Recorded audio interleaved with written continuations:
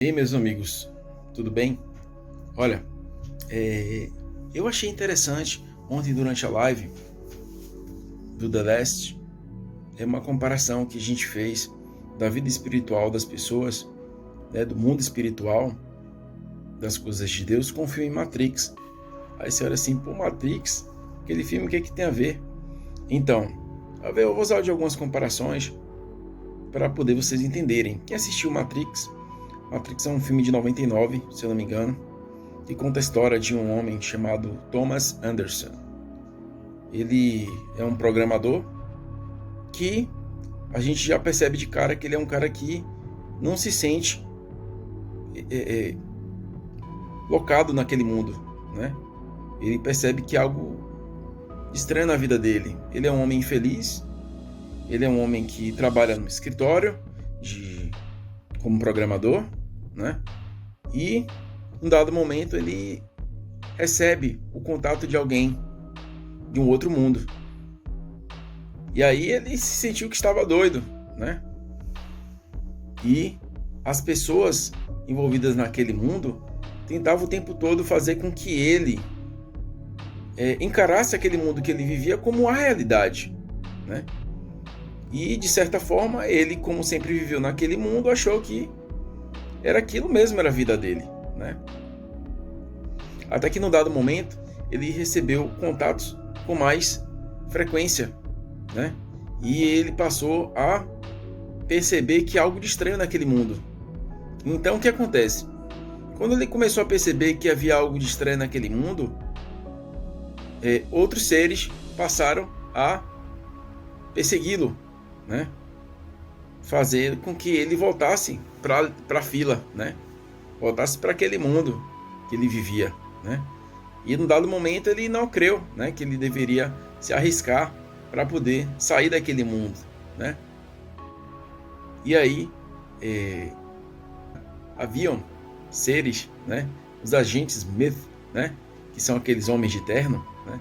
São agentes que eles são responsáveis por fazer as pessoas daquele mundo, que estão naquele mundo falso, viverem naquele mundo acreditando que aquilo ali é a realidade deles, né?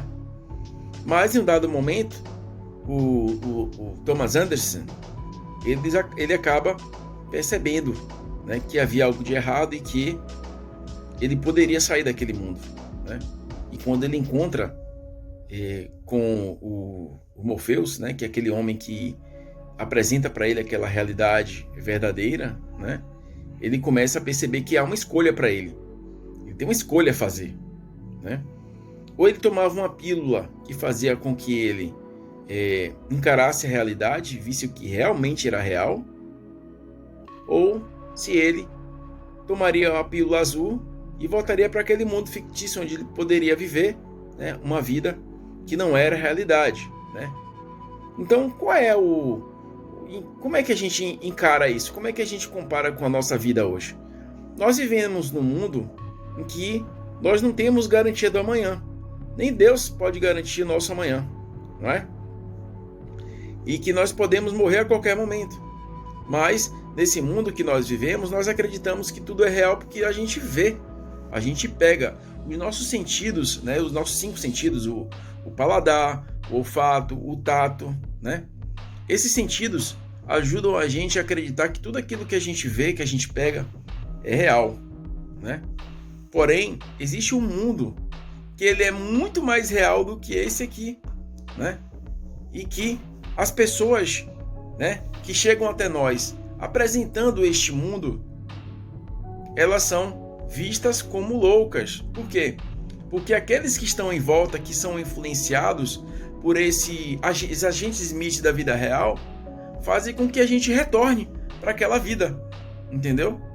E você não sabe o que é real nos dias de hoje. Se você parar para refletir, você pensa assim, poxa, se hoje os meus olhos se fecharem e eu nunca mais acordar, aonde eu estarei? Vocês já pararam para refletir isso? É muito importante isso. Você vê.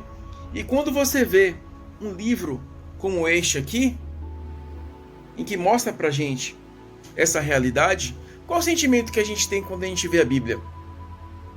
Poxa, a Bíblia para mim é um livro velho, eu não vou ler um livro chato desse. Não é?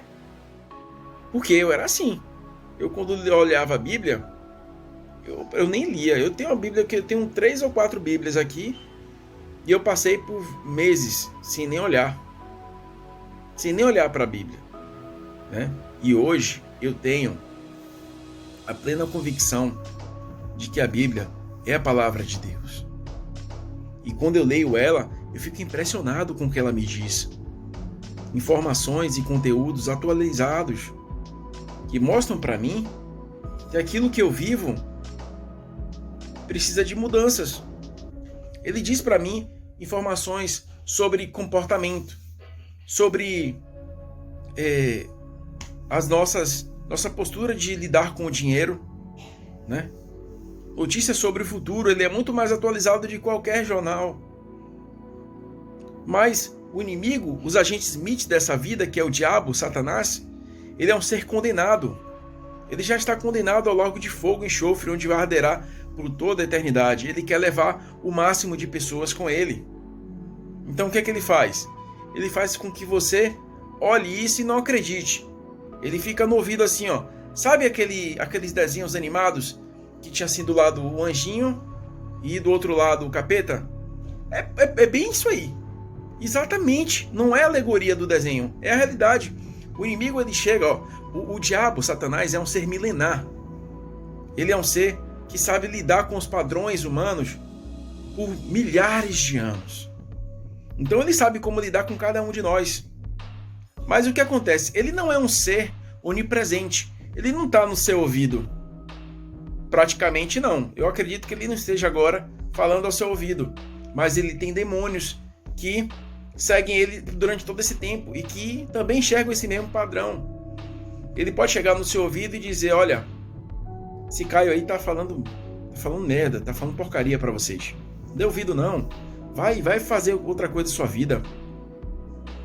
Você pode estar assistindo esse vídeo agora e tendo essa impressão.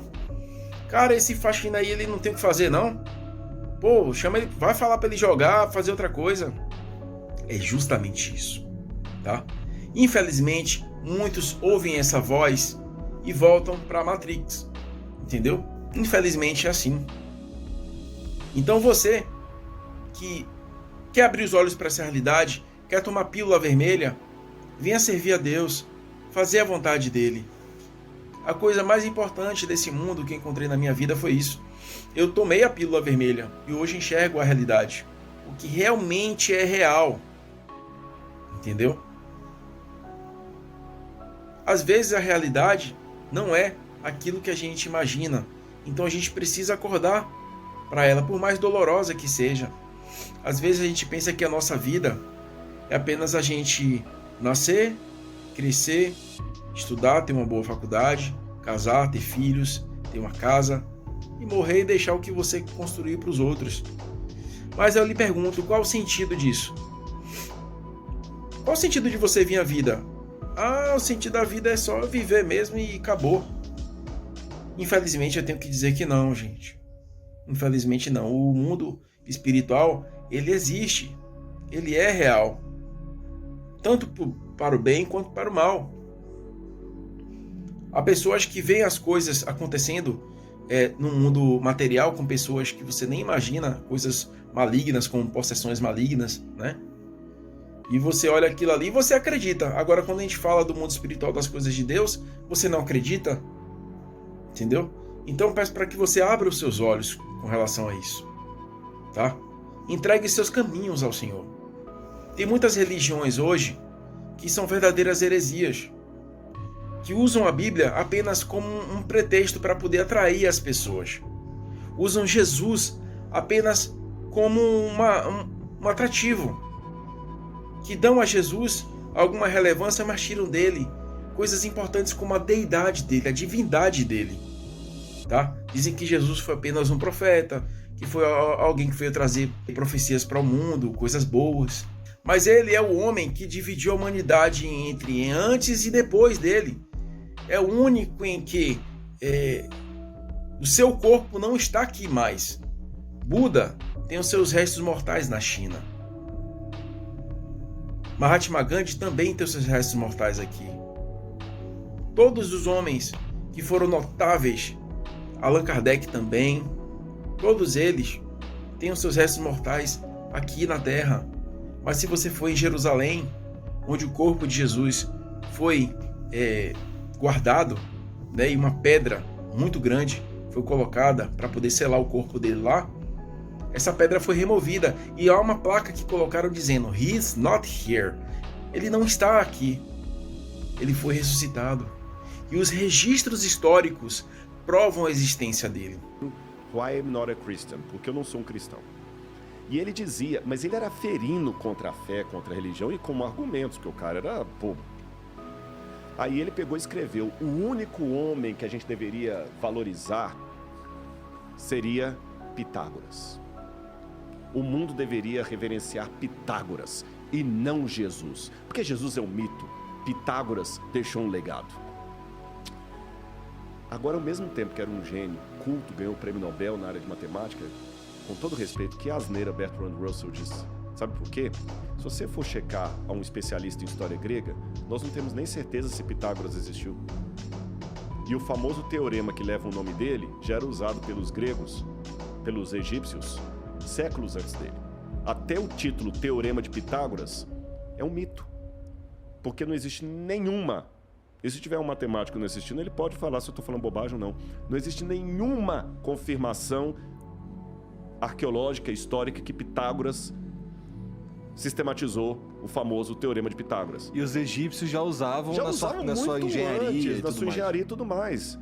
E até hoje eu não vejo nenhum matemático ateu pedindo desculpas por falar do Teorema de Pitágoras. E até se Pitágoras existiu, se ele existiu, eu acredito que ele existiu, o máximo que a gente sabe é que talvez ele foi um cara mais místico do que um matemático. Agora, Jesus, eu tenho comprovação da existência de Jesus em Flávio Josefo, Tácito, Suetônio, só para citar alguns. O que são isso? O que são essas coisas que você citou? Tácito e Suetônio, por exemplo, são autores romanos que confirmam a existência de Jesus de Nazaré. Da época, do primeiro século. Você encontrou esses textos. Sim, a humanidade encontrou esses textos. O Flávio Josefo, o Tácito e Suetônio estão no final do primeiro século. Flávio Josefo está na segunda metade do primeiro século. Você tem outro também agora que eu vou lembrar. O Talmud babilônico. O Talmud também menciona Jesus. Então nós temos mais evidências históricas sobre Jesus do que sobre Pitágoras. Aí vem um camarada lá, genial, Bertrand Russell, e fala: Jesus era um mito, Pitágoras que era histórico. Desculpa, aí do ponto de vista histórico, ele que está sendo crédulo. Aí eu não tenho fé suficiente para ser um ateu. Você entendeu? Nesse sentido, eu não tenho. Aí o pessoal, o que acontece? O problema é que o pessoal, às vezes, coloca a Bíblia como se uma coisa ridicularizada, é coisa besteira, é só crente. Eles pensam sempre no crente como aquele gado. Não é, gente. E vou mais além. Vou comparar Jesus com Alexandre o Grande. Eu, particularmente, acredito que o Evangelho de Marcos foi composto por volta do ano 50.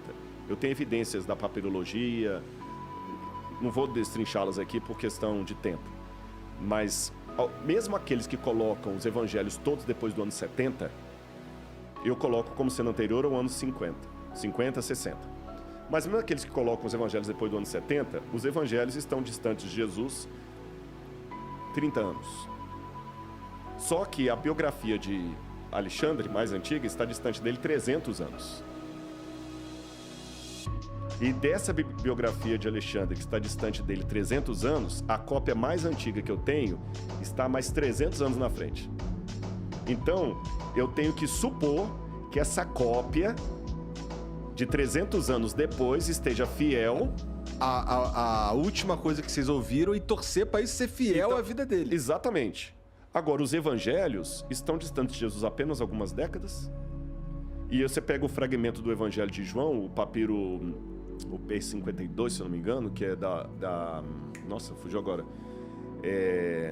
Daqui a pouco eu vou lembrar. É um texto de João, do Evangelho de João, que data aproximadamente do ano 130.